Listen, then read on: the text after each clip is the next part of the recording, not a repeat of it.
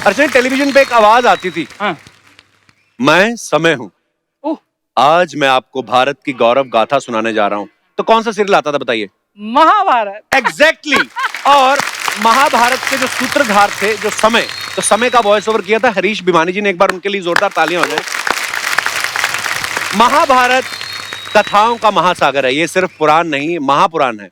इसका एक एक किरदार यादगारी था और जिन कलाकारों ने इन किरदारों को यादगार बनाया, आज वही हमारे बीच आ रहे हैं। लेकिन इससे पहले मैं उन्हें बुलाऊं, अर्चना जी, उनके सामने आपने थोड़ा अपनी हंसी भी कंट्रोल करना है। क्यों? क्योंकि उनको जरा सा भी शक हो गया ना आप राक्षस योनि से हो, कहीं हमला ना कर दे। अरे आओ, आगे आगे आगे। अरे ओ ब्रो कप्पू। देवर जी, क्या हुआ? वो महाभारत वाले आने वाले थे, आ गए वो कैसे आएंगे? उनके रथ तो यहाँ घूम रहे हैं।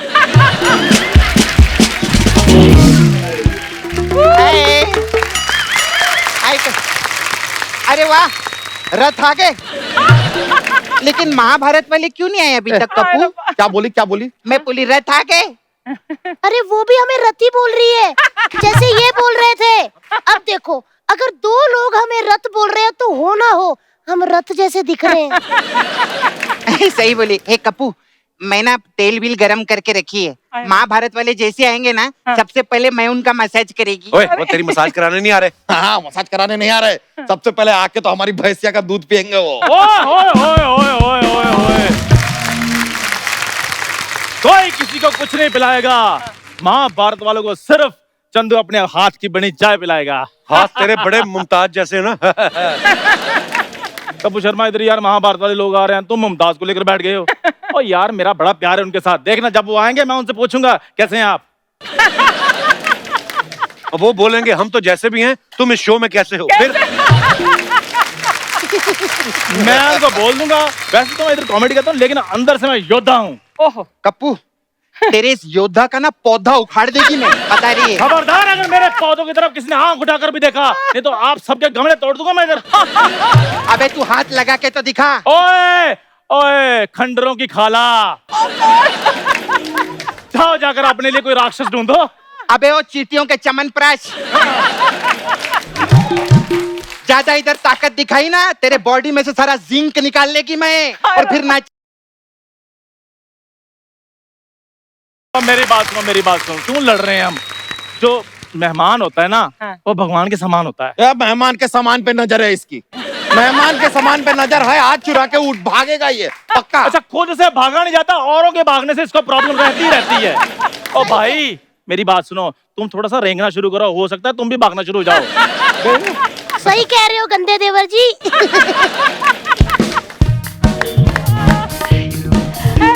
Hello guys. अच्छा, मैं क्या बोल रही हूँ, जब तक महाभारत वाले लोग नहीं आते मैं उनके लिए रंगोली बना लेती हूँ। तू रंगोली छोड़, तू अपना करियर बना। हाँ, तेरी जवानी निकलने में आधा घंटा ही बचा है बस। Oh my God. जवानी भले आधे घंटे में निकल जाए, लेकिन हसरतें जिंदगी भर नहीं निकलेगी कपूर शर्मा। ये देख ली इनकी परफॉर्मेंस। मैं तो कहता सोनी टीवी से स्टे ऑर्डर ले लो। कप्पू शर्मा, अपने दोस्त को गिरवी रख के कोई बैंक से 100-150 का लोन क्यों नहीं ले लेते यार? ओए हाथी मेरे साथी, मेरी बात सुनो, जैसा तुम परफॉर्म कर रहे हो जाकर चिड़ियाघर में परफॉर्म करो। मेरी बड़ी जान पहचान है उधर, तुम कहो तो मैं बात कर देता हूँ। और जैसे आप परफॉर्म कर रहे हैं ना चिड़ियाघर वाले, इसके साथ आपकी जान पहचान होगी, क्योंकि चैनल वाले तो आपको अंदर घुसने नहीं देते होंगे। इतनी बेइज्जती वाले प्राणी के साथ मैं नहीं खड़ा रह सकता। सही है। ओए नहीं, चैनल की तो तुम बात ही ना करो। कपूर शर्मा, बताओ इनको चैनल में मेरे कैसे जलवे हैं? जलवे तो बड़े हैं इसके। मतलब सोनी चैनल ने लगातार 4 दिन पीटा, लेकिन मेरा यार 1 सेकंड के लिए बेहोश नहीं हुआ। और तारीफ वाले बताओ कपूर शर्मा, तारीफ वाले बताओ। तारीफ वाला काम भी करो ना पहले। तो तुम तारीफ वाला करने दोगे तो मैं करूंगा। अरे जितना तू इधर चिल्ला रहे ना, अगर हाथ में कटोरा रख के सिग्नल पे चिल्लाया होता ना, अभी तक 150 रुपए का गल्ला हो जाता तेरा। तुम कटोरा पकड़ो भी ना, बस वैसे ऐसे कर दो, तुम्हारा 301 रुपया पक्का है। इतनी बेइज्जती वाली औरत के साथ मैं नहीं खड़ा हो सकता अभी। लेकिन देखा आपने अर्चना जी, दोनों पूरा दिन काम करके भी 450 से ज्यादा कमा नहीं पा रहे हैं। और यहाँ पर आते ही सबसे पहले 1000 रुपए का नाश्ता ऑर्डर करते हैं ये दोनों। ये कप्पू तेरे इतने दोस्त है, अगर एक दोस्त कम हो जाए तो कोई टेंशन नहीं ना तेरे को ना। हे भगवान मेरे को माफ करना, आज समय से पहले एक बंदा तेरे पास भेज रही हूँ और इसकी आत्मा का जो करना है तू करना तेरी। ओए, एक मिनट, तुम लोग अपना नाटक बंद करो। मुझे मेहमानों का वेलकम करना है, निकलो यहाँ से। नहीं कप्पू, अब वक्त आ गया कि हम सब तुम्हारे साथ कदम से कदम मिलाकर चले। चलेंगे। तुम्हारे भार को थोड़ा सा हल्का करे। अच्छा यार मानेगी नहीं, दोस्त बुला लो, हम पे ट्रस्ट करो यार, हम भी अच्छा वेलकम करेंगे। ला लो, कप्पू। हाँ कप्पू बुला लेना। बुला लो यार, बुला लो। ला लो, खुश हो तेरे कपड़े जाएंगे। मेरे को ठीक नहीं लग रहे। और कोई बात नहीं, मैंने उनको कहना मैंने रेंट पे लिए हैं बस। तो दोस्तों, आप सबकी जोरदार तालियों के बीच स्वागत करते हैं महाभारत के वीर योद्धाओं का, अर्जुन जी, युधिष्ठिर, गजेंद्र चौहान जी, दुर्योधन पुनीत सर जी और शकुनी मामा गुफी पेंटल साहब। सर आप सभी का बहुत बहुत स्वागत है। सर मैंने आपके लिए एक बोली भी तैयार की है, गा दूं? बारी पर सी खटन गया सी खट के ले अंते ताले, बारी पर सी खटन गया सी खट के ले अंते ताले, साटे कारा है महाभारत वाले, साटे कारा है महाभारत वाले, साटे कारा है महाभारत वाले, तीर तीर भाले भाले, विष्णु विष्णु, जय हो योद्धा योद्धा। भाभी थक गई। इधर आओ।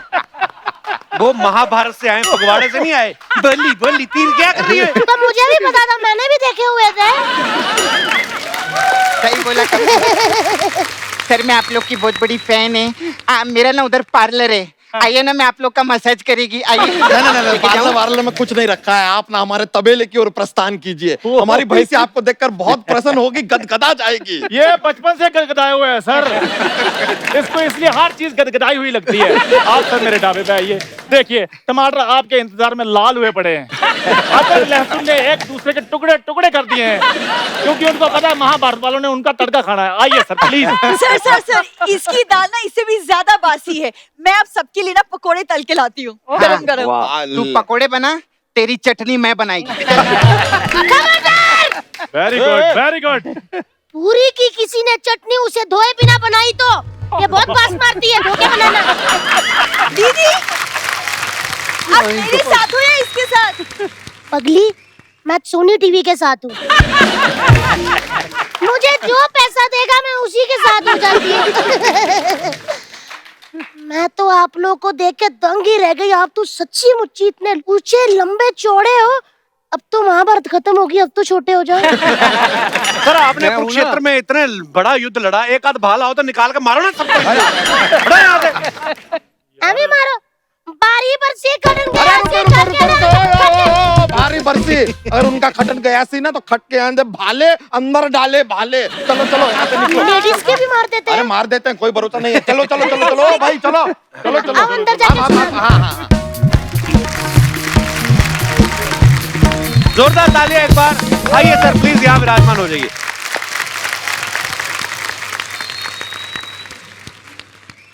कपिल भाई आपसे एक बात कहनी है। जी सर। महाभारत ने हम सबके सारे सपने पूरे किए वाह। और आज एक सपना बाकी था आपका, कि आप महाभारत वालों से मिलो, वो भी पूरा हो गया।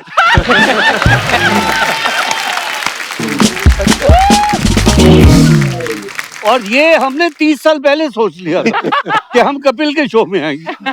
मुझे सवाल पूछने लायक छोड़ा ही नहीं अभी। अरे पुनीत सर आप कंफर्टेबल है ना, चारपाई लगा दें। अच्छा पर सर आज आपको देख के सच में इतनी खुशी हो रही है। उस समय जब हम महाभारत देखते थे, आप वैसे ही रियल लाइफ में इतने लंबे चौड़े हैं, और ऊपर से जब इनको मुकुट में देखते थे, हम कॉस्ट्यूम में देखते थे ना, लगता था कि हम महाभारत काल में पहुंच गए हैं। आज ये नॉर्मल कॉस्ट्यूम में आए ना, बड़े प्यारे लग रहे हैं सर आप चारों। जोरदार तालियां। लेकिन आज अर्चना जी वाकई बड़ा ऐतिहासिक दिन है। महाभारत को हम लोग टीवी पे देखते रहे आज से 35 साल पहले, आज उसके सारे किरदार यहाँ पे मौजूद है। एक सर्वे के मुताबिक अर्चना जी आपको मालूम है कि जब महाभारत आता था तो 92% टीवी सेट्स पे महाभारत देखा जाता था। कितनी बड़ी बात है, जोरदार तालियां बनती हैं। मतलब ऑडियंस के दिलों दिमाग में ऐसा छाया है महाभारत सर, आज तक हमें सारे सीन्स याद हैं, सारी लड़ाइयां, सारे वाक्य याद है। अच्छा महाभारत का अगर जिक्र करें और भगवान श्री कृष्ण का जिक्र ना हो, ऐसा भी नहीं हो सकता है। तो आप सबकी जोरदार तालियों के बीच में बुलाना चाहूंगा महाभारत सीरियल में भगवान श्री कृष्ण का किरदार निभाने वाले दमदार अभिनेता, director, producer and writer mister Nitish Bharadwaj. Please sir विराजमान हो जाइए। हमने सुना था कि महाभारत में जो भगवान कृष्ण ने, उन्होंने सिंधु नरेश को हराने में पांडवों की मदद की थी। आप पांडवों के साथ थे, हमारी अर्चना जी के साथ कोई था भी नहीं, फिर भी उन्होंने सिंधु नरेश को उठा दिया यहाँ से। अच्छा, लेकिन अर्चना जी, हम जब भी महाभारत सीरियल को याद करते हैं या हम भगवान कृष्ण का नाम लें तो हमारे सामने नीतीश जी का चेहरा आता है। अगर हम दुर्योधन की बात करें तो पुनीत सर का आता है, युधिष्ठिर की बात करें, अर्जुन की बात करें, मामा शकुनी की बात करें, तो यही चेहरे सामने आते हैं क्योंकि हमने इनको देखा है। गुफी सर, आप तो इसके कास्टिंग डायरेक्टर भी थे जी, तो सर कैसे कास्टिंग का सिलसिला कैसे हुआ, सबकी कास्टिंग कैसे हुई? हमने उन दिनों में करीबन 3500 ऑडिशंस लिए। Oh my God. And this is as earlier as 1986. 86 में ऑडिशन शुरू हुआ और 88 में रिलीज हुई महाभारत, और 84 से हम प्लानिंग कर रहे थे। That means 4.5 years we took in planning. और 2-2.5 साल इन इसके कास्टिंग में चले, और ये सब हीरे आपके सामने हैं। क्या बात है, सब उन्हीं में से। कपिल भाई, जिंदगी में शकुनी ने एक ही अच्छा काम किया है, कास्टिंग अच्छी है। एक्चुअली जब महाभारत जैसा सीरियल बने तो कास्टिंग करना वाकई बड़ा मुश्किल काम हो जाता है, और सबसे ज्यादा मुश्किल आती है उस किरदार के लिए एक्टर चुनने में जो महामानव हो और भगवान भी हो, जैसे नीतीश सर का किरदार था भगवान कृष्ण का। ये भी ध्यान रखा गया था कि छोटे से छोटा एक दरबान भी है जी, वो भी अच्छा हो। वाकई बॉसेस वर नॉट हैप्पी, अगर हम कोई ऑर्डिनरी खड़ा कर देते, तो इट वाज वेरी इंपॉर्टेंट कि हम अच्छे कैरेक्टर्स लाएं। बिल्कुल सर, और मैंने देखा सर इतनी डिटेलिंग में काम हुआ है, कुरुक्षेत्र में लड़ाई हुई ना तो घोड़े हरियाणा से लिए थे इन्होंने। मैं मतलब ऐसे सर, लेकिन जब भगवान कृष्ण की कास्टिंग हुई नीतीश जी की, ये कैसे, मतलब कैसे मुलाकात हुई आपकी इनके साथ? नहीं, इनसे मुलाकात मतलब मेरा सवाल ये मैं इसलिए पूछ रहा हूँ क्योंकि आप खुद कास्टिंग डायरेक्टर थे। चाहते तो आप खुद भी कृष्ण बन सकते थे। आपने शकुनी मामा का रोल चुना। सर, मैं इतनी गलतफहमियां नहीं पालता।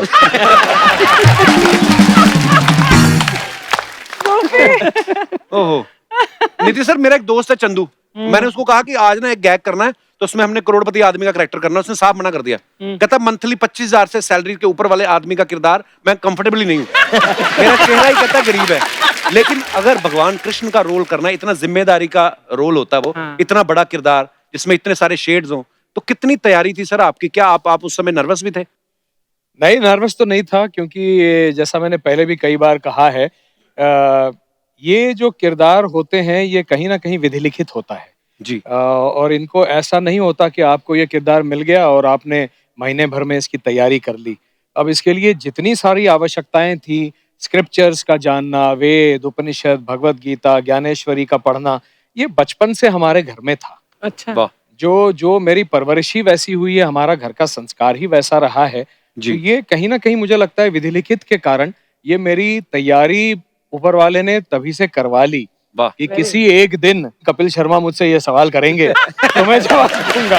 अच्छा, आपको ये जानकर हैरानी होगी कि पहले ये विदुर कर रहे थे। अच्छा जी।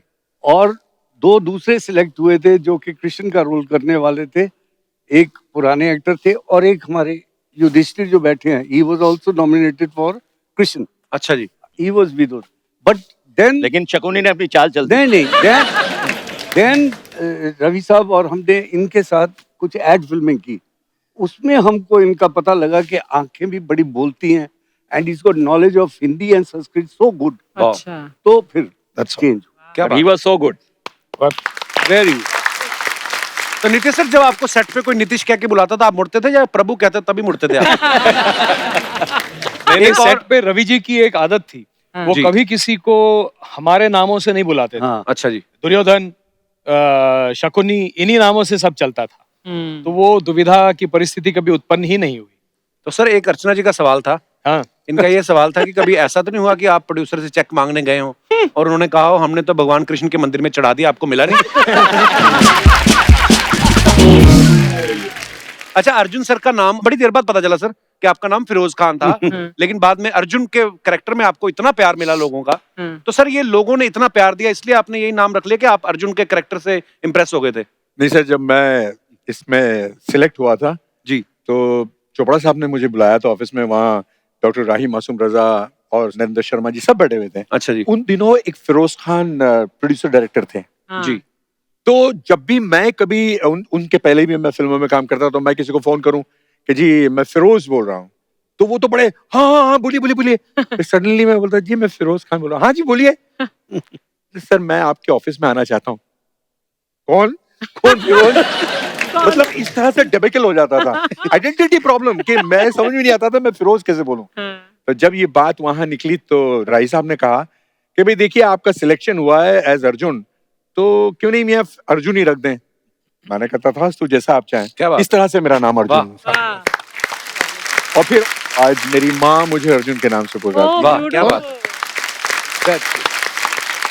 अच्छा पुनीत सर महाभारत से पहले फिल्मों में काफी विलन के रोल किए हैं सर आपने। यही कारण था आपको दुर्योधन का रोल ऑफर किया गया? नहीं जी सबसे मेरी पहली फिल्म थी कुली जी। वो किसको भूल सकती है sir? That was the first day first shot with Amit ji. आते तोड़फोड़ कर दिया आपने। उसके बाद क्या था कि जिस तरह के मैं रोल्स चाहता था करना वो मुझे ऑफर नहीं हो रहे थे। अच्छा जी। तो नेगेटिव बिकॉज क्या कुली के हादसे के बाद एक इमेज बन गई थी कि Puneet sir is a like 8th degree black belt in martial arts और डील डॉल इतना जबरदस्त है तो इसको एक्शन के रोल्स ही दो। तो मुझे पता चला कि चोपड़ा साहब जो महाभारत बना रहे हैं तो मैं जब गया मुझे देखते ही कहते हैं वाह बोलते इसको भीम बना दो। अच्छा। मैं परेशान मतलब यार भीम। मैंने कहा सर मैं यहाँ पे दुर्योधन के पात्र के लिए आया हूँ। अच्छा जी। मैंने कहा तो राही साहब थे कि मियाँ हम तुम्हें हीरो बना रहे हैं और तुम विलन बनना चाहते हो। सर मैंने महाभारत पढ़ा है मैं जानता हूँ कि दुर्योधन बहुत ही इंपॉर्टेंट कैरेक्टर है। बिल्कुल। तो उससे मुझे एज एन एक्टर दिखाने को बहुत कुछ मिलेगा तब मैं उसके लिए ऑडिशन करने को तैयार हूँ। वाह। तो फिर कहा बताइए क्या आपने पढ़ा है। तो मुझे याद है मैंने मैथिली शरण गुप्त का महाकाव्य है जयद्रथ वध जी। मुझे पूरा कंठस्थ याद था। वाह। तो मैंने वो सुनाया उनको तुमको बहुत अच्छा लगा और that's how I was casted for Duryodhan's character. क्या बात है वाह। पर जैसे सर ने कहा ना कि मैंने महाकाव्य पढ़ के उनको सुनाया तो उन्होंने रोल दे दिया। हाँ जी। आप ना भी पढ़ के सुनाते डर के ही आदमी दे देता कि भाई जो लेना ले लो आप। अच्छा महाभारत में जैसे शुद्ध हिंदी का उच्चारण करना पड़ता था और कुछ शब्द जो थे वो तो संस्कृत में भी थे तो कितना मुश्किल होता था सर? ये मेरा सबसे सवाल है जो भी मतलब आपको जैसे नीतीश सर ने तो कहा था। सबसे इजी प्रवीण कुमार के लिए था। कैसे? उन्होंने पंजाबी में हिंदी बोल और वही कारण था कि इसको पुनीत को भीम नहीं मिला क्योंकि इनकी हिंदी बहुत अच्छी है। नहीं दूसरा क्या है कि हमारे हिंदुस्तान में ये मानना है कि हनुमान और भीम ये पंजाबी थे। करेक्ट।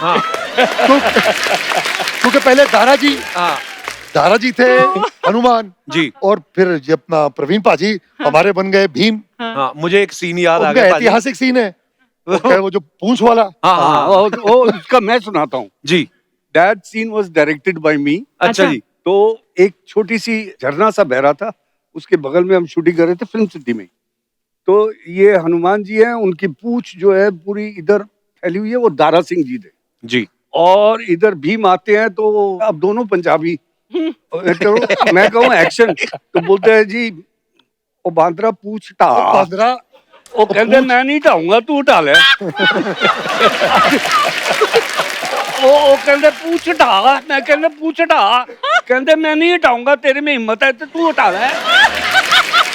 वो कहता है ओ सी मनु जी हूं ना अनुमान होया कि आप हनुमान है। ऐसा करके और फिर डब होया बड़ा ब्यूटीफुल सीन है। अच्छा वाह क्या बात है। हम तो डबिंग वाला सुन के भी मजे ले रहे थे क्योंकि जब करना हे वानर कृपया अपनी पूंछ हटाएं तो कहते अगर तुमसे हटती तो हटा लो। तो हम तो उसी में मजा ले रहे थे। मेरे को अब बताया ना कि पंजाबी में बोल दिया था उन्होंने। वाह क्या बात है कितने मजेदार किस्से। अच्छा दर्शकों को पता ही है लेकिन मैं फिर से एक बार रिमाइंड करा दूं कि नीतीश सर ने पहले चक्रव्यूह प्ले में श्री कृष्ण का रोल किया। अच्छा। फिर महाभारत में श्री कृष्ण का रोल किया। एक फिल्म आई थी महाभारत और बार्बरिक तो उसमें भी ये कृष्ण बने। B.R. चोपड़ा साहब के सीरियल विष्णु पुराण में विष्णु का रोल भी किया। सर आपने इतने भगवानों के रोल किए हैं तो जब कोई आपको नमस्ते करता है तो आप नमस्ते करते कि आपका आशीर्वाद निकल जाता है? वो गलत हाथ से दे रहे हो। डिटेलिंग सर वो अभी भी रोल में है। वो अभी भी रोल पे ही है। एक बार कपिल बताता हूँ अर्चना जी। अर्जुन वो विराट रूप अरे नहीं कृष्ण जी विराट रूप अपना बता रहे हैं हाँ। और पूरे सारे रिफ्लेक्टर्स और लाइट्स और एवरीथिंग बहुत ब्राइट और सूरज एकदम ऊपर, तो ये बोलते हैं प्रभु आपने मेरी आंखें खोल दी और आंखें पूरी बंद की। सर आप बताइए, इतने सारे रिफ्लेक्टर आंख पे मारा हुआ है और इतने सारे HMIs है, और वो कितने आगे खोलूं मैं? और रवि साहब कहते हैं ओए खाते खोल। अच्छा, वो भगवत गीता के एपिसोड्स तो सारे शूट हो गए, 3 एपिसोड्स थे, हम लोगों ने 6 दिन में 3 एपिसोड्स खत्म कर दिए। अच्छा जी। क्योंकि मुझे ही बोलना था, शुरू से अच्छा। अंत तक मैं ही बोला जा रहा हूँ, मैं ही बोला जा रहा हूँ, सब संस्कृत हिंदी। ये सामने बैठ के सुन रहा है। तो एक दिन सब ये खत्म हो गया, 3 एपिसोड, तो मुझे कहता है यार कृषि, यार मैं ठीक कर रहा हूँ ना मैं अर्जुन का पार्ट, मतलब इसमें भगवत गीता के एपिसोड में। मैं कहा देख यार Firoz, you are suppose to be confuse, तू कंफ्यूज लग रहा है। वाह क्या बात है, कितने मजेदार किस्से हैं। आई एम श्योर लोगों को बड़ा मजा आएगा सुन के। सर लेकिन जब ये महाभारत इतना विराट हिट हो गया तो उसके बाद में आपकी पर्सनल लाइफ में क्या चेंजेस आए? शोज मिलने लगे बहुत। अच्छा जी। शोज मिलने लगे। पैसे ज्यादा मिलने लगे एक्चुअली, पैसे भी ज्यादा मिलने लगे और लोग इतना पहचानने लगे। जी जी। तो शोज में क्या करते थे पेंडल साहब फिर? एक डायलॉग और बस आशीर्वाद देना और क्या। नहीं, ये तो दोहे भी गाता था। महाभारत के ना जोक्स बहुत बने। अच्छा जी। जैसे मैं सुनाता हूँ, 2 पंजाबी लेडीज आपस में बात कर रही थी कि तुम महाभारत देखनी है? कहता हाँ जी। कहते पांडव किन्ने भरा सी? कहते 5। कहते ना 10। कहते एक दा भीम सीगा, एक भीम तो वड्डा सीगा, एक उससे छोटा सीगा, ते एक उससे छोटा सीगा, ते पंजवें दा नाम मैं भूल गई हां।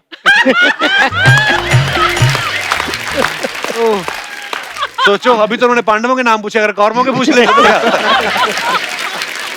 अच्छा वैसे तो सर महाभारत में जो हमने पढ़ा है, जो देखा है कि पांडवों और कौरवों का 36 का आंकड़ा था, लेकिन जब आपकी ब्रेक होती थी, आप तो किरदार निभा रहे थे, तो आप ये मान के चलते थे कि उनके खेमे में नहीं बैठना है, अपने इधर बैठना है? ऐसे नहीं, होता था सबकी पहले? नजर खाने की टेबल पे होती थी एक्चुअली। अच्छा जी। और महाभारत में एक और चीज बहुत मशहूर थी, जूते पहन के बाहर का आदमी सेट पे आ जाए अच्छा। तो 100 रुपया फाइन होता था एक आदमी को। अच्छा जी। तो हम लोग ढूंढते थे बाजू में कौन शूटिंग कर रहा है, और उसको जाके बोलते थे ए पुनीत को जानता है? बोला हाँ मेरा फ्रेंड है। बोला आजा, तुझे बुलाया है उसने। तो वो अंदर आता था, बोले किसने बुलाया? बोले पुनीत ने। बोले पुनीत को 100 रुपया फाइन। अच्छा गुफी सर, आपने और पुनीत सर ने 2 नेगेटिव किरदार थे, शकुनी मामा और दुर्योधन। कभी ऐसा हुआ आपके साथ कि आप पांडवों के साथ वैसे पर्सनल लाइफ में कहीं घूम फिर रहे हो और लोगों ने उनको बड़ी इज्जत दी और आपके साथ भेदभाव हुआ? मेरे साथ मैं आपको एक कमाल किस्सा सुनाता हाँ, हूँ। इसका भी हुआ। हम शूटिंग कर रहे थे इन जयपुर, जो क्लाइमैक्स सीक्वेंस, युद्ध का सीक्वेंस। युद्ध का। तो वहां के एक बहुत बड़े उद्योगपति थे। अच्छा जी। तो उन्होंने पूरी टीम को डिनर पे आमंत्रित किया अच्छा कि जी। आप आइए जी, खाना हमारे भोजन करिए। तो पूरी टीम हम पहुंच गए। अब मेरे पे तो एक टैग लगा हुआ था कि दुष्ट दुर्योधन। हाँ। अब ऐसा बैठे हुए तो मैं बैठा, साथ में उधर शायद रूपा गांगुली यहाँ बैठी हुई थी, चोपड़ा साहब वहां थे, सामने नितेश और अर्जुन वहां बैठे हुए थे। अच्छा जी। तो जो लंबा टेबल था, तो घर के पीछे है ना, वहां पे सारी औरतें खड़ी थी। वहां से वो लेडीज में खुसुर पुसुर हुई, एक आई और उसने रूपा के कान में कुछ कहा कि आपको वहां बुला रहे हैं। अच्छा। तो रूपा उठ के चली गई।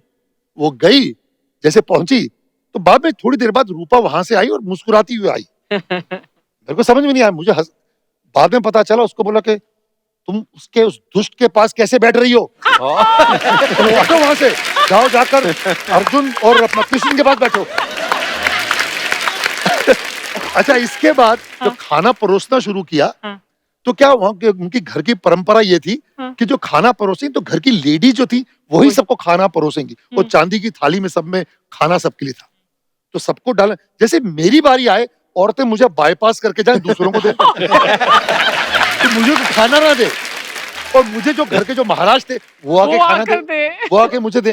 तो जो उनकी जो दादी अम्मा थी, वो जैसे आई, वो आई तो जैसे मुझे क्रॉस करके जाने लगी, बोला माता जी दीजिए ना मुझे। बोलती है दुष्ट। बोलते इतना गुस्सा अच्छा नहीं है। अरे कृष्ण भगवान को बांधने की बात कर रहा है। अरे 5 गाँव तो मांगे थे, दे देता 5 गाँव। तो ये था।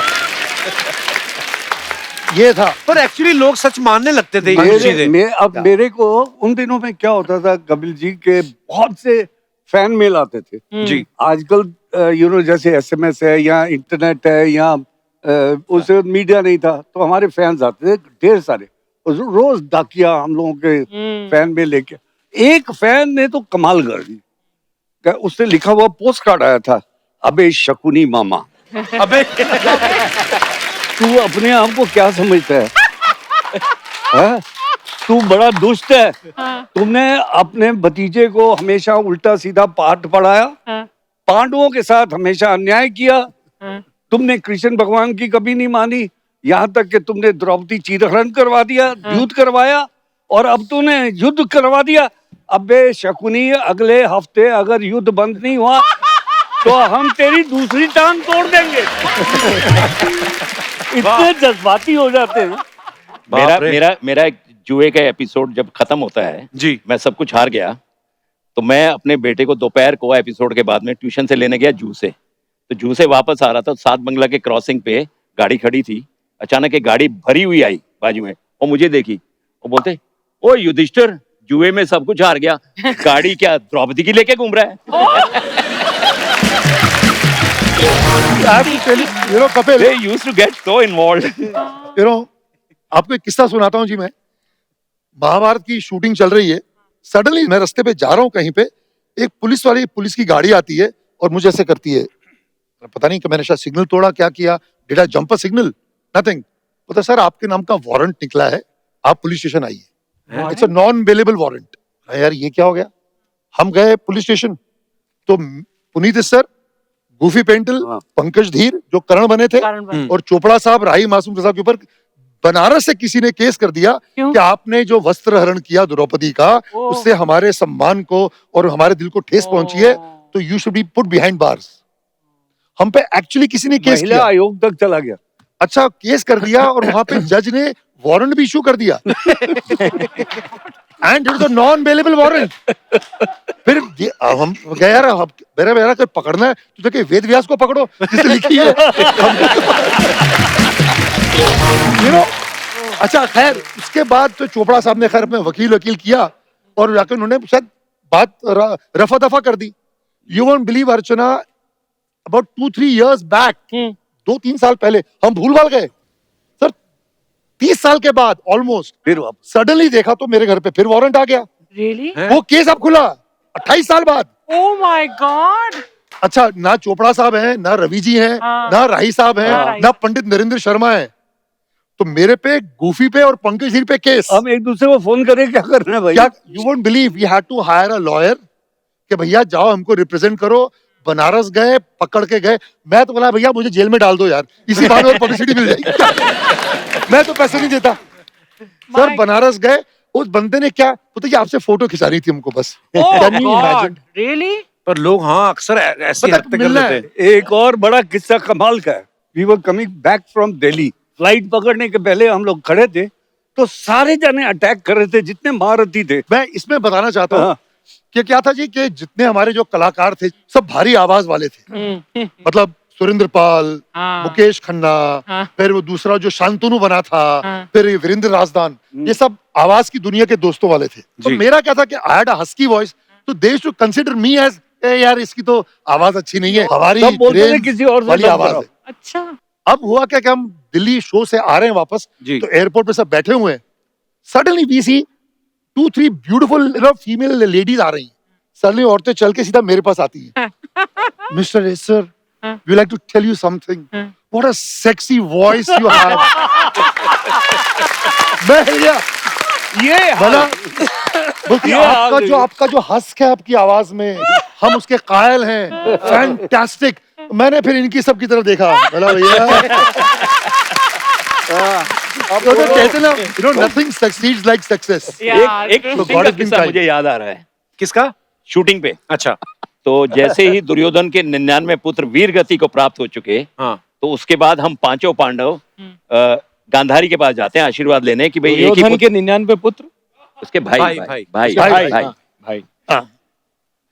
गलती होती है यार। तो गांधारी से आशीर्वाद लेने जाते हैं कि एक ही आपका पुत्र बचा है, तो अगर आप उसे समझा सके तो छोटा सा टेंट था फिल्म सिटी के अंदर 2 नंबर पे, और उसमें जगह कम थी और ट्रॉली लगी हुई थी, तो हम लोग बार बार जाते थे, और सबसे पहले मैं बड़े वाला जाके जैसे आशीर्वाद देता, प्रणाम माता श्री, वो कहती थी आयुष्मान पाओ, उसके बाद आता था प्रवीण कुमार जी, अब वो लंबे चौड़े 6 फुट 7.5 इंच, वो बैठते थे, प्रणाम माता श्री, आयुष्मान, वन मोर, क्योंकि वो कट हो जाता था, क्योंकि वो फ्रेम में आते नहीं थे। 23 रिटेक हो गए, 23 रिटेक, और 24वीं बार आया, रवि चोपड़ा जी को बोलता है, रवि जी जदों भी आओ कहती है आयुष्मान पाओ, ए आशीर्वाद बट रही है, गुलूकंद बट रही है।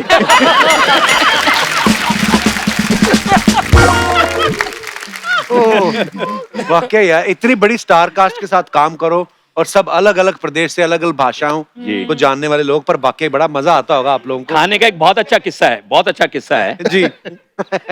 पुनीत जी जो है, जैसे ब्रेक होता था तो सबसे पहले खाने की टेबल की तरफ भागते थे और सब लोग वेट करते थे, गड़ करके इनकी प्लेट पूरी भर गई, बाकियों के लिए कम बचता था। तो एक दिन शॉर्ट हो रहा था इनका और पंकज का, तो उनको लगा कि यार, और विदुर आया हुआ था, विदुर का लंच के बाद था, तो विदुर जो है वो खाने की टेबल के पास खड़ा हो गया कि यार इससे पहले ये आएगा पुनीत, मैं खाना डाल लूंगा। तो उसने जब तक ये पहुंचा वहां हटो उसने भर के खूब सारा जो चिकन मटन था वो खूब भर लिया। तो ये आया तो इसको मिला नहीं, तो इसने पंकज को बोला, पंकज विदुर, तो विदुर था कश्मीरी, उन दिनों कश्मीर में डिस्टर्बेंस चल रही थी, तो पंकज ने क्या किया, विदुर को बाजू में बैठाया, और कश्मीर का क्या हाल है।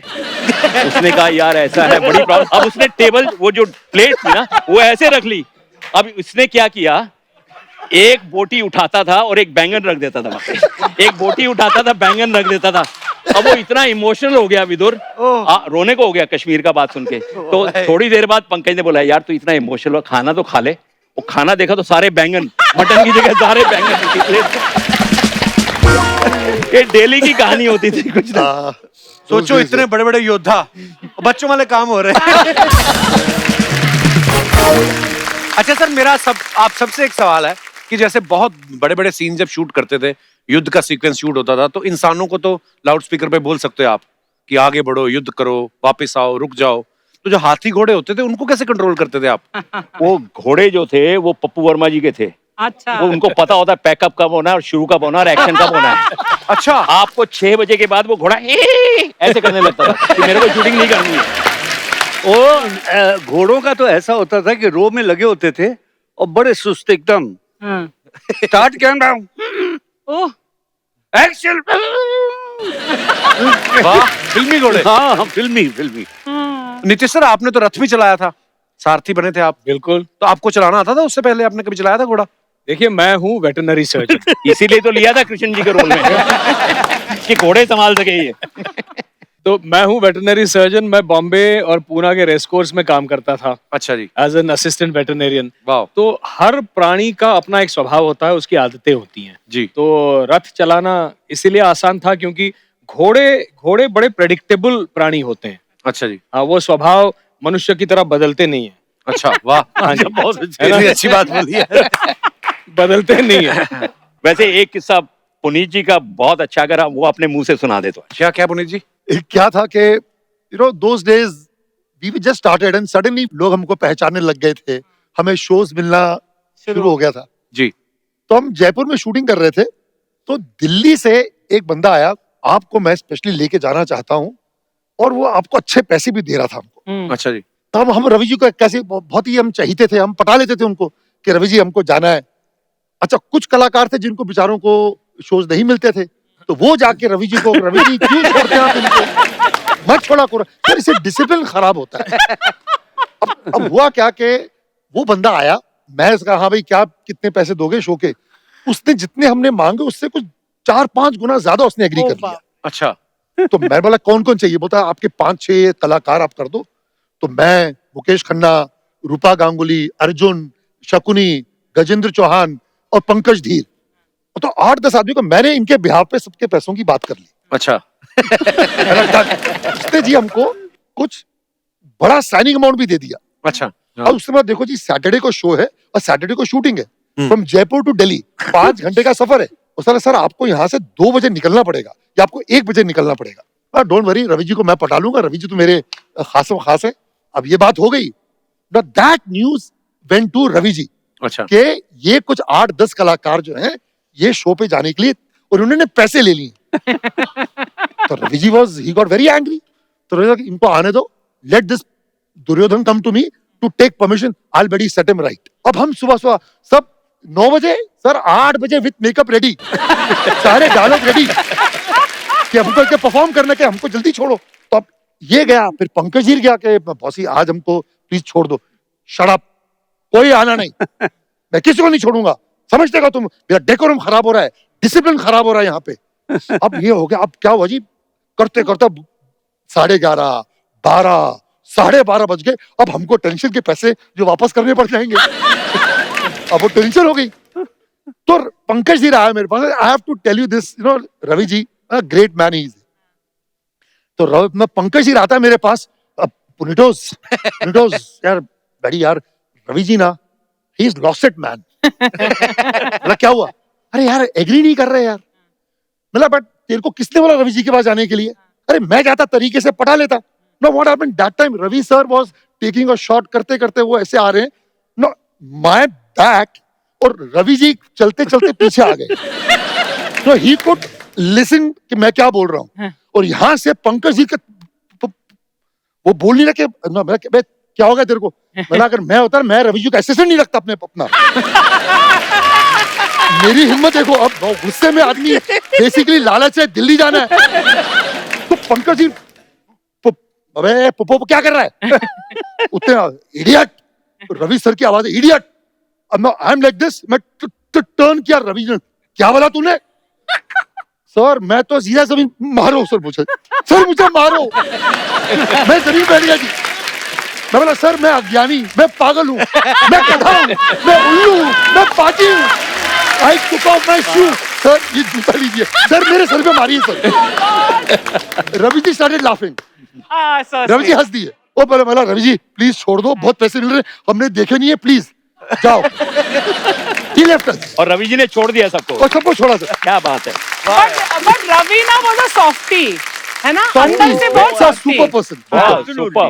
God bless his soul. God bless his soul. एक किस्सा मैं सुनाऊंगा। जी दिल्ली में शो था इंद्रप्रस्थ स्टेडियम में, अच्छा, और महाभारत के बहुत आर्टिस्ट और बहुत वीआईपी रेंज के लोग मंच पे थे वहां पे। तो सबको एक एक कैरेक्टर को बुलाया जा रहा था कि भाई युधिष्ठिर आएंगे, अर्जुन आएंगे। तो मुकेश खन्ना जी को बुलाया गया, तो मुकेश खन्ना जी ने जाके भीष्म प्रतिज्ञा बोली, अच्छा, जो वो बोलते हैं हमेशा। तो भीम जी मेरे बाजू में बैठे थे, मैंने भीम जी को बोला, मैंने कहा पाजी मुकेश खन्ना ने आज भीष्म प्रतिज्ञा बोली है, 2 ही प्रतिज्ञा है, एक भीम प्रतिज्ञा है, एक भीष्म प्रतिज्ञा है, ਤੁਸੀਂ भीम प्रतिज्ञा बोलो। कहते आ ठीक है, आज मैं मुकेश खन्ना नू दसू एक्टिंग की होंदी है। अब उनकी बारी आई, अब पांडुपुत्र भीम आपके सामने आएंगे, और वो उठे वहां से मेरे बाजू से और चलते चलते चलते चलते मंच पे आ गए। वो मंच पे वीआईपी बैठे हैं और माइक लगा हुआ था, स्टैंड वाला माइक होता ना।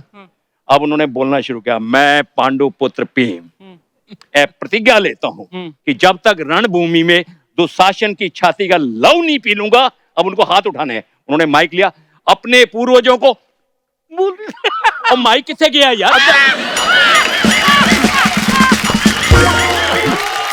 जो माइक में नहीं बोलना था वो बाहर बोल दिया, जो पब्लिक ने शोर मचाया है, बाप रे। One of the fantastic moments in that. Innocence और वो ऑनेस्टी एक्चुअली। Yes, हमारे यहाँ सबसे बढ़िया सेंस ऑफ ह्यूमर जो थी वो परवीन कुमार जी की। ओह Amazing. टिपिकल पंजाबी। वो और विधुर अगर दोनों बैठ के बात करें, एक एनएसटी ग्रेजुएट और एक हमारे प्रवीण जी, वो उसको कह रहे हैं, कहते विधुर तू लेट बहुत आंदा है यार।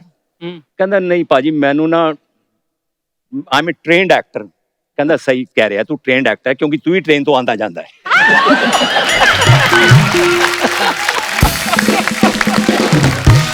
बहुत बढ़िया। Superb. We are missing him here actually. Superb. हम लोगों को कभी गिफ्ट में उन दिनों में नए जब महाभारत रिलीज हुआ तो कलर टीवी आने लगे। हाँ, एक एक लड़के को हमको बुला बुला के मैन्युफैक्चरर्स टीवी सेट्स देने लगे हमारे मनपसंद का। वाह। तो एक एक के घर में 5-5 हो गए थे, लेकिन जिनको नहीं मिलते थे वो बेचारे टकराते थे सिर अपना। विदुर बेचारा। हम लोग प्लेन में वापस आ रहे हैं, वो बूथ होता है ना, लगेज बूथ, उसके ऊपर टकरे मारे। वो बोलते हैं मैं थे एनएसडी ट्रेंड है। मैं की किता एनएसटी टीवी नहीं मिला। प्रवीण जी का एक छोटा सा किस्सा लास्ट। हाँ सर प्लीज, जितने मर्जी सुनाओ, मजा आ रहा है। Fantastic। मैं और अर्जुन वो खार में रहते थे, ये रहता है बांद्रा, मैं अंधेरी में रहता है। हाँ। तो हमने कहा पाजी साथ ही चलेंगे। अब उसके घर पे बैठे हुए वो वेट कर रहा है। तो मैं क्या पाजी चलिए, कहता नहीं यार वो गणेश नहा रहा है, उनका बॉय। अच्छा, मतलब मालिक तैयार होके बैठा है और बॉय नहा रहा है। ओए गणेश, ओ गणेश, ओ गणेश निकल यार, देर हो रही है, गणेश निकल यार। वो अपने आराम से नहा लो के तैयार होके निकला। ओ मैं तेनू कदों दी आवाज दे रहा गणेश गणेश, तू सुनदा नहीं है? कहते पाजी वो टैप चल रही थी, नल खुला हुआ था, आवाज नहीं आई। अगली बार नहाने जाएगा तो कान बाहर छोड़ के जा।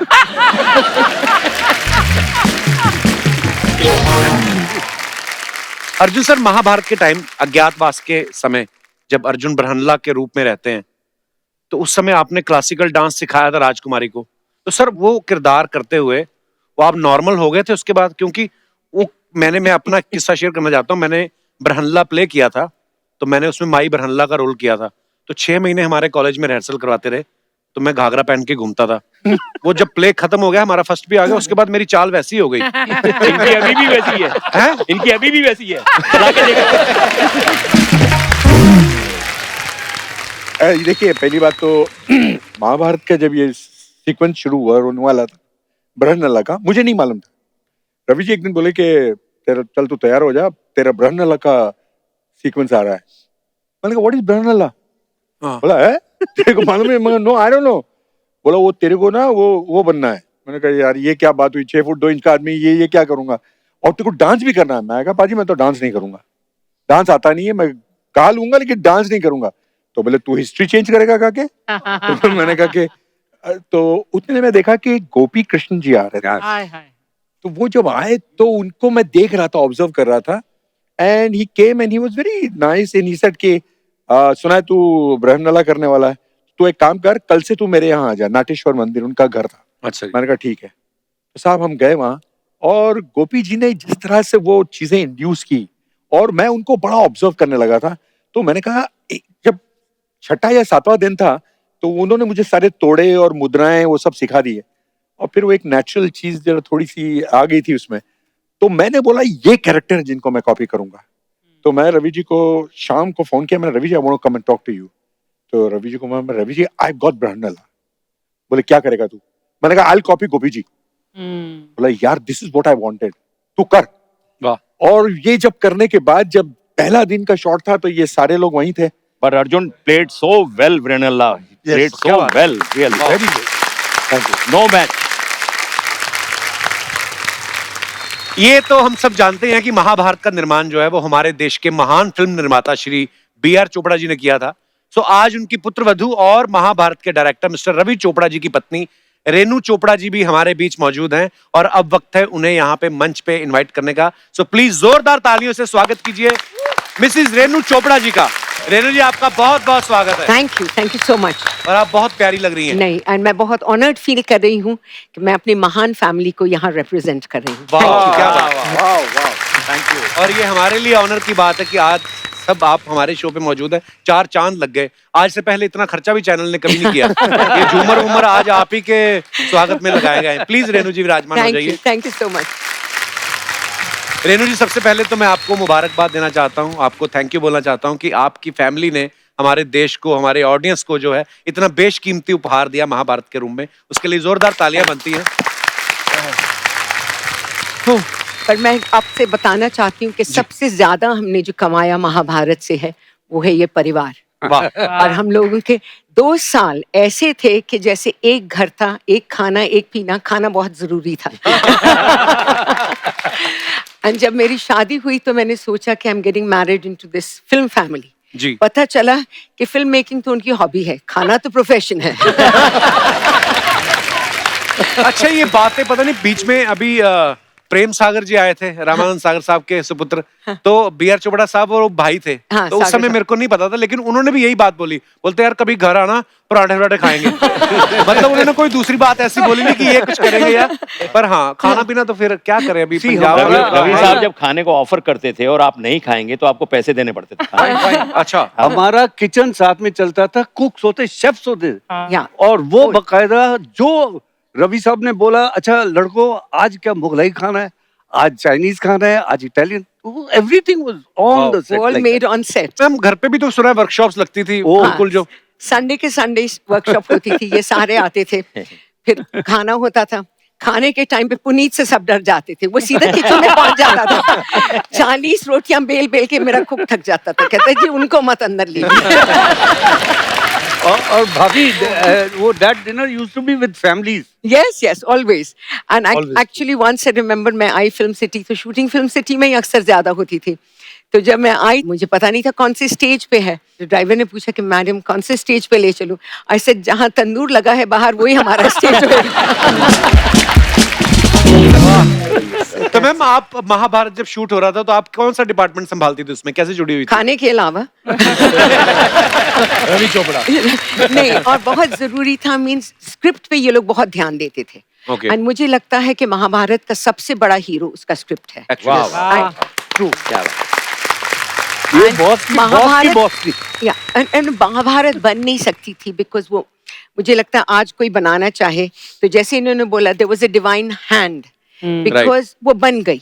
इतने बड़े बड़े महायोद्धा जैसे चोपड़ा साहब, राही मासूम रजा, नरेंद्र शर्मा, ऐसे राइटर्स हमें नहीं मिल सकते actually, and I think we owe it all to them, and everybody in the team starting from the spot boy to the topmost man worked together like one big family. Ma'am आजकल तो graphics बड़े आ गए हैं, मतलब VFX आ गया, बहुत सारी technology आ गई है, लेकिन उस समय जब इतनी बड़ी सेना दिखानी तो वो कैसे, आजकल तो मल्टीप्लाई कर देते हैं, लेकिन उस समय कैसे दिखाते थे? मेरे दिमाग में आता था अभी जब मुझे समझ आया, मुझे लगता हो सकता है जो कौरव मर गए हो कपड़े चेंज करके पांडवों की सेना में, ऐसे तो नहीं करते थे कि जो कौरव चले गए वो पांडवों की सेना में आ जाओ? आपने जो कहा है बिल्कुल सही। हम लोग जयपुर पहुंचे, शूटिंग करनी थी जयपुर में, वॉर सीन्स, बिकॉज वहां पर टेलीग्राफिक पोल्स नहीं होते थे। तो अब ये सोचा कि इतना क्राउड है, हमें उस टाइम पे मिलते थे 6 लाख रुपए पर एपिसोड फ्रॉम गॉडरेज, एंड तब भी हमारा नुकसान होता था, 7.5 लाख में बनता था एपिसोड। तो आई रिमेम्बर रवि घर आते थे, पापा से कहते थे कि मैं कितनी भी कोशिश करूं 6 लाख में नहीं बन सकता। इसे तुम एक बात याद रखना, तुम दिल से बनाओ, ये तुम्हारा ATM होगा, any time money will be Mahabharat. क्या बात है। एंड हम जयपुर जब पहुंचे तो कोई प्रॉब्लम नहीं था, there were no extras to be paid. वो जितने गांव वाले थे वो सब सैनिकों के कपड़े पहन के आ जाते थे रोज वॉर सीन्स करने, एंड रोज शूटिंग हो जाती थी। एक दिन वो चक्रव्यूह का सीन था जयपुर में जी, तो सुबह सुबह वो जो जूनियर आर्टिस्ट थे गांव से आते थे वो आए ही नहीं, सब आर्टिस्ट तैयार होके बैठे, 11 बज गए, 12 बज गए, 1 बजे देखा कुछ आने शुरू हुए। तो रवि जी ने बहुत गुस्से में थे, बोले मेरा सारा प्लानिंग खराब कर दिया। उनका जो एजेंट था उसको बोला कहाँ से आ रहे हो? बोले सर जी महाभारत देख रहे थे, आज संडे है। महाभारत देख के आ रहे हैं। क्या बात है। मैं आपको एक बड़ा अजीब सा किस्सा सुनाता हूँ। हमारे कैमरामैन थे Wahab was a young man, बहुत ब्रिलियंट आदमी थे। तो उसकी बहन की शादी थी, कहते हैं हम लोग वेट कर रहे हैं, बारात नहीं आई। 10 बजे आना था बारात ने, और हम वेट कर रहे हैं, कोई नहीं आई। ये लोग पहुंचे 2 बजे। तो इस वाले मौलवी ने उनसे पूछा, भाई मियाँ इतनी लेट, बारात तो आपकी 10 बजे आनी थी। कहते क्या करें, हम महाभारत देख रहे थे। ये प्यार था एक्चुअली बोलते हैं आप अगर देख रहे थे हमें भी बता दिया होता, हम भी देख लेते। वाह वाह, क्या बात है। इसी बात पे मैं आपसे शेयर करना चाहती हूँ। जब हम लोगों ने महाभारत बनाई तो हम लोग उसका स्क्रिप्ट लेके गए तो दूरदर्शन, तो गिल साहब थे वहाँ। तो उन्होंने कहा कि देखो बाकी तो सब ठीक है, पर आप कह रहे हैं आपके राइटर हैं डॉक्टर राही मासूम रजा, वो महाभारत कैसे लिखेंगे? सो डैड टोल्ड हिम कि महाभारत ना हिंदू है ना मुसलमान है, it is a story of every family. ये जो डिस्प्यूट होती है फैमिली में, हर घर में महाभारत होनी चाहिए, रखनी चाहिए किताब, टू अंडरस्टैंड कि क्या नहीं करना चाहिए। रामायण आपको बताता है क्या करना चाहिए। एंड ही सेड अगर राही साहब नहीं होंगे तो I will walk out, I will not make Mahabharat, because the concept of Samay was Rahi साहब। एंड अगर समय नहीं होता तो कोई ये कहानी बांध नहीं सकता। वाह वाह, क्या बात है। आज भी मेरे पास बड़े चोपड़ा साहब के 2 पत्र हैं जो उन्होंने मुझे लिखकर लंदन भेजे थे। अच्छा। जब महाभारत का रीटेलीकास्ट हुआ मेट्रो चैनल के ऊपर जी, तब मैं यहाँ पर नहीं था, मैं लंदन में रहता था। तो उन्होंने एक दिन मुझे पत्र आया, BR फिल्म से पत्र आया, तो मैंने खोल के देखा, उसमें उन्होंने लिखा था कि जब पहली बार महाभारत बन रही थी तो मुझे तुम्हारा कंट्रीब्यूशन समझ में नहीं आया क्योंकि देखने का पूरी तरह से समय ही नहीं मिला। आज रीटेलीकास्ट में देख रहा हूँ, थैंक यू वेरी मच। वाह।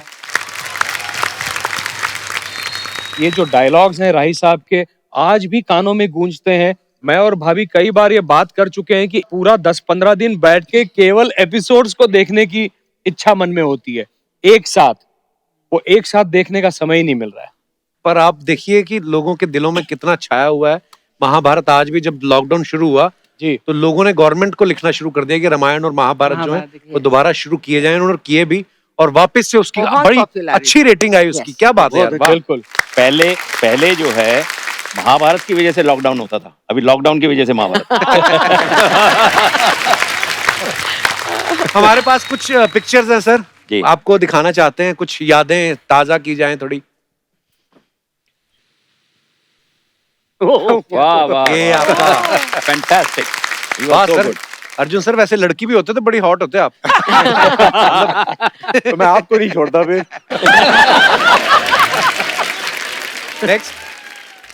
वाह वाह, मजा आ जाता था ऐसे। जम्बूरी मैदान। इसके मास्टर शॉट लिए थे हमने जयपुर में। Abhimanyu, he is in London now. He is in London. क्या खूबसूरत कॉस्ट्यूम थे, वाह मजा आ जाता था देख के। फैंटास्टिक। ये फर्स्ट टाइम So ऐसे डिजाइन nostalgic। किए गए थे कॉस्ट्यूम्स, बड़े ध्यान से। This is Rama Vij. रमा विज जी, हाँ, रमा विज yes, जो yes। नुक्कड़ में हाँ। टीचर बनी थी ना। रमा। आप नुक्कड़ पे भी जाया करते थे। भैया हमारे लिए 16,108 नुक्कड़ अलाउड है।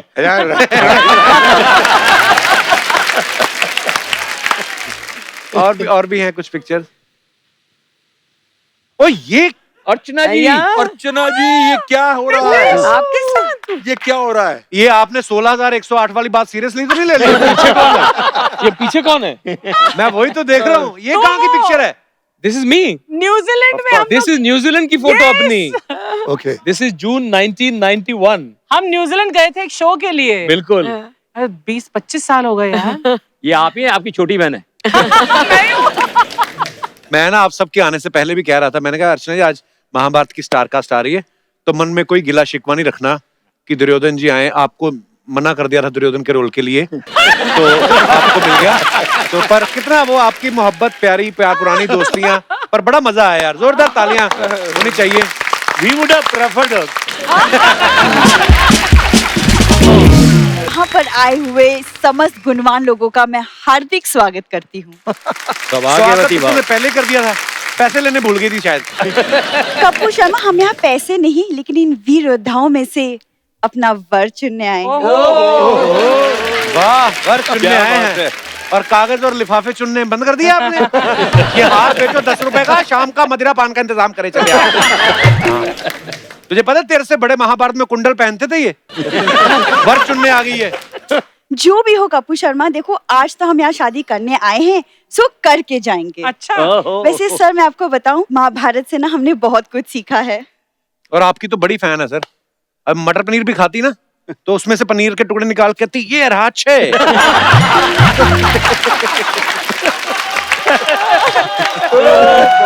और उसके बाद इसके पिताजी आते हैं, चपाती लेके एक पीस उठा लेते, कहते हैं अब हो गया 5।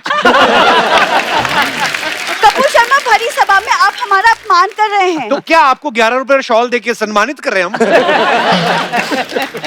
चली जाए, इससे पहले अर्जुन जी तेरी आंख में तीर मार दें। आप दिखने में भी पॉम्फ्रेट लग रही है। Oh my God. तीर तो वो तब चलाएंगे ना जब तुम अपने शब्दों का बाण चलाना बंद करोगे। क्या बात है। वाह, वाह,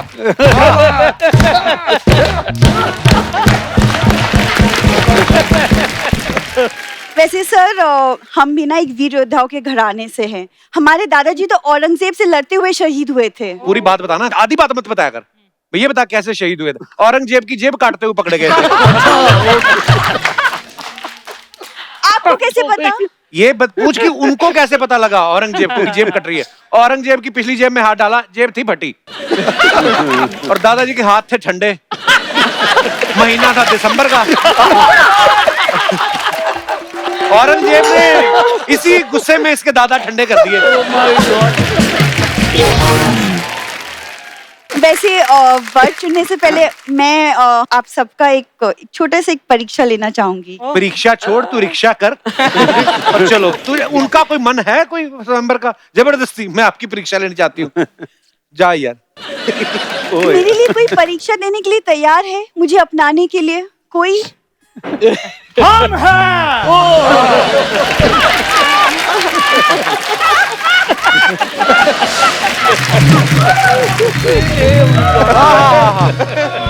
वाह, हम हैं यहाँ पर आए हुए वीर योद्धाओं को और रेणु जी को इस वीर योद्धा का छत छत प्रणाम।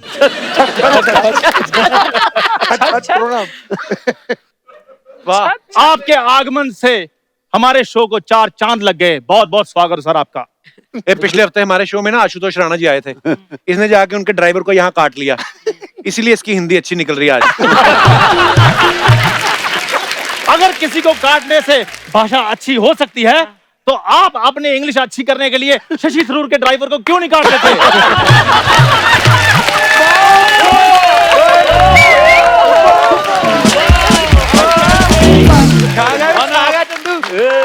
हम आपको ये बता दें कि हम कोई लल्लू पंजू राजा नहीं।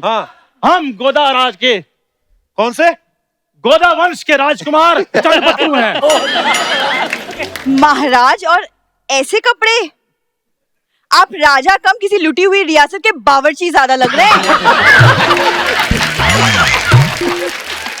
खैर तुम जैसी भी हो हमें पसंद है। ये बताओ तुम्हें पाने के लिए हम कौन सी परीक्षा दें? तुम परीक्षा छोड़ो, रिक्शे में बैठो और भिक्षा मांगो। ये बात तो कपूर शर्मा पहले बोल चुका है। हाँ तो कपूर की बोली हुई बात अच्छी तो होती है, ऐसे थोड़ी ना सोनी इतने पैसे देता है उसको। उसकी बातें बोल बोल कर उसके पैसे ना कम करवा देना। खैर किसी के पैसे पर नजर रखने की कोई जरूरत नहीं। हम बहुत बड़े साम्राज्य के मालिक हैं। कौन सा साम्राज्य? पुनीत सर, ये महाराज फ्लाईओवर के नीचे सोते हैं। तो सोचो फिर, जिसको सरकार ने सर ढकने के लिए फ्लाईओवर बनाकर दिया है वो कितना बड़ा आदमी होगा।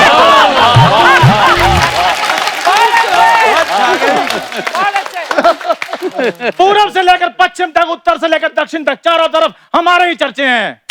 हम तुम्हारे चर्चे बाद में सुनेंगे। पहले तो मुझे तेरी ना कॉस्ट्यूम नहीं समझ आई। महाराज, ऊपर तूने रोटियां गर्म करने वाला चिक्कू रखा है, नीचे पजामा तू दादाजी का पहना है। पूरे पश्चिम की बात है। पहले ये बता पूरा पश्चिम है कहाँ? ओ भाई साहब, पूरा पूरब में होता है, पश्चिम पश्चिम में होता है। वो तो पता है, हाथ से बता कि कहाँ है, पूरब कहाँ है, दक्षिण, ये सब बता। छोटी छोटी बातों के लिए हम हाथ नहीं उठाते। और राजकुमारी, हम आपको यह बता दें कि अगर आप हथेली पर दिया लेकर भी ढूंढे, हम जैसा राजकुमार नहीं ढूंढ पाएंगी। दिया छोड़ो, हमने अगर तलवार उठा ली आप दुनिया में नहीं मिलोगे। बस यही तुम्हारी बात पे बात करना हमें पटने पर मजबूर करता है। यह बताओ कि हम अपने माता पिता को तुम्हारे माता पिता के घर गाली गलौज के लिए कब भेजें? गाली गलौज नहीं, बातचीत के लिए मिलते हैं। नहीं, लेकिन हमें हमारे माता पिता का पता है।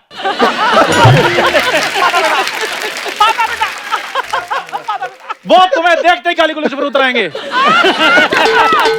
वो बोलेंगे ये दो लोगों ने मिलकर क्या पैदा किया है।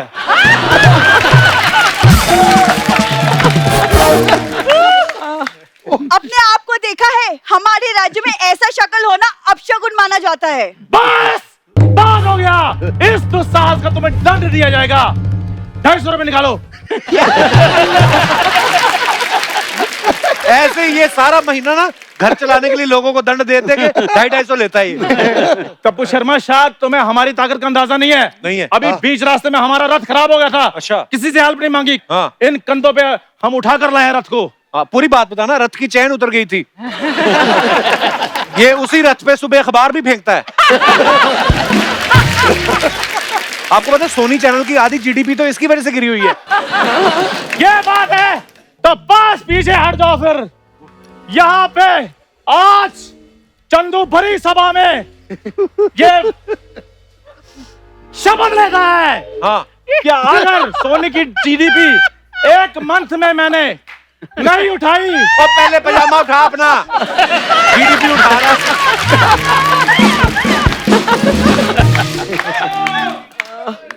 अभी और थोड़ा नीचे गिर जाता है सारा सेंसेक्स दिख जाता है।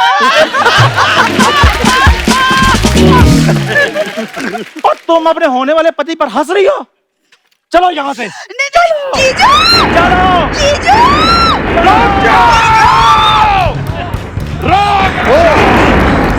जीजू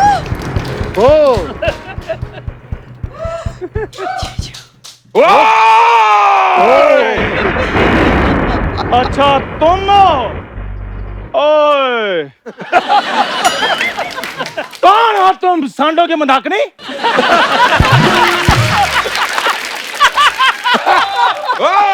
तीर मैंने उल्टा करके मारना तुम्हारे। गंदी चाय से भी ज्यादा गंदे इंसान।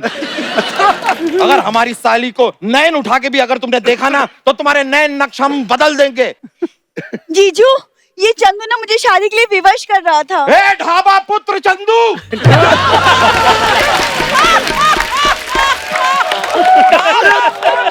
तुम्हारी इतनी हिम्मत। ये हमारी साली जिसके पास एक मच्छर भी नहीं आता उसके पास तुम कैसे आ गए? ये लो। ओ यहाँ तुम्हारी इज्जत नहीं हो रही, मेरा क्या हाल करेंगे? ओ हमारी सल्तनत तुम्हारा इंतजार कर रही है, चलो। सल्तनत सर सुना आपने?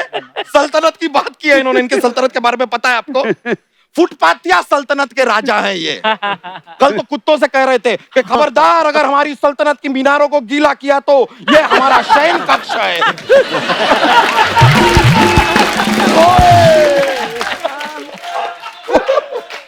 अपना भी तो बताओ ना। तबेलिया सल्तनत के मालिक हैं ये। प्रजा के नाम पर भैंसे पाल रखी है इन्होंने। तो इसमें क्या बुरी बात है? क्या बुरी बात है? गुफी जी आप ही हमको बताइए। जैसे जुझारू राजा होते हैं वैसे हम दुधारू राजा हैं। What problem? और साग दुधारू राजा हैं सर ये। मैं बताता हूँ आपको, चारा ये भैंसों से ज्यादा खा जाते हैं, दूध 1 लीटर भी दिन देते ये। वाह कितनी बड़ी बात की है आपने। अब हम जितना चारा खाते हैं ना उसे दुगना चारा हम आपको खिलाएंगे। आप आधा लीटर दूध दे के दिखाइए। अरे आधा लीटर छोड़ो, 250 ग्राम दूध दे दो। अबे 100 ग्राम दे दे बे।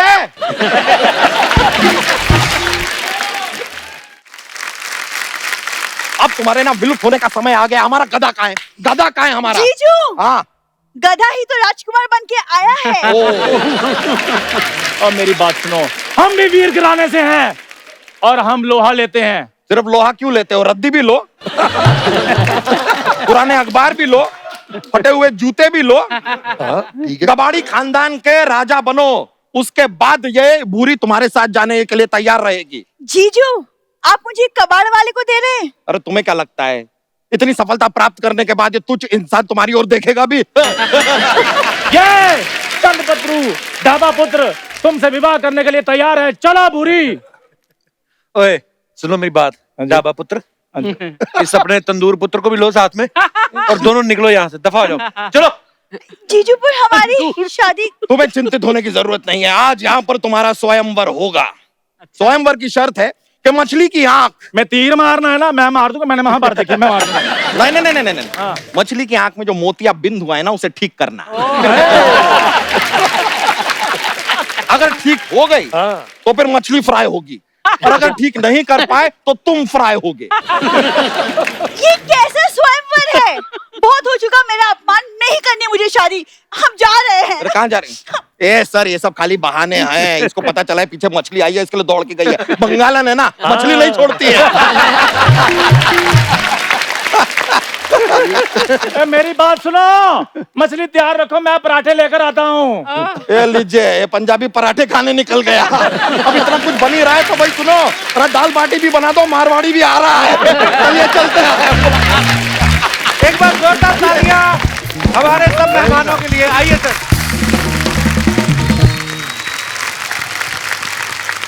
सर सबसे पहले तो मैं धन्यवाद कहना चाहूंगा आप सबका, रेनू मैम आपका, कि आप लोग आए हमारे शो पे और इतनी पुरानी यादें ताजा की, इतने मजेदार किस्से थे। Thank you so much once again. और अर्चना जी एक बात और बड़ी मजेदार है कि सब लोग मल्टी टैलेंटेड हैं। सबसे पहले तो मैं गुफी साहब की बात करूं। गुफी साहब ने बड़ी अच्छी पोएट्री की बुक जो उन्होंने कहा था मेरे कान में कि मैं अर्चना जी को गिफ्ट देना चाहता हूं, अगर तुम दिलवा दो तो एक तुम्हें भी दूंगा। तो ये thank you so much sir, thank you so much for this ये मेरी लिखी हुई है, कुछ लकीरें टेढ़ी मेढ़ी सी। वाओ अर्चना जी मैं खुद आऊंगी लेने के लिए। So nice. Come. गिफ्ट लेने तो ये अमृतसर तक चली जाती है। खास तौर से गूफी की लिखी हुई, हम पुराने दोस्त हैं यार। Thank you so much.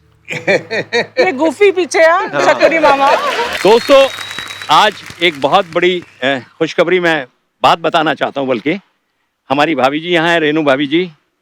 आज ये एपिसोड टेलीकास्ट हो रहा है, उसके साथ साथ आज का दिन हमारे लिए सबके लिए बहुत बड़ा है, क्योंकि महाभारत के पीछे जो सबसे बड़ा हाथ था वो था हमारे आदरणीय रवि चोपड़ा साहब का।